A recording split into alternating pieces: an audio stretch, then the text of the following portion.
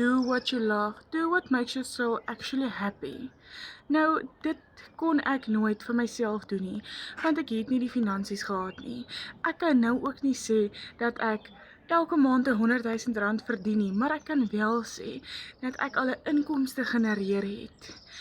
En dat hierdie besigheid actually werk. Ek kan getuig dat die Legacy Builder program werk, maar weer eens, wat jy insit, sal jy uitkry.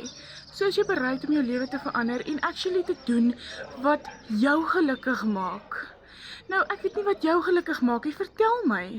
Wat my gelukkig maak is meer vrye tyd te spandeer saam met my mense en my diere. Dit is waar my hart se begeertes lê. Nou, ek kan dit stadig maar seker weer beginne wakker maak, weer beginne voel hoe dit voel en myself geniet. En so kan jy ook, al wat jou terughou, is een besluit in hierdie lewe. Een besluit na finansiële vryheid en jy moet bereid wees om te werk. Nou, as jy reg is om jou lewe te verander en ja, te nuwe goedjies te leer, coachable te wees, kom in vir my onder werk of inkomste en ek help jou graag.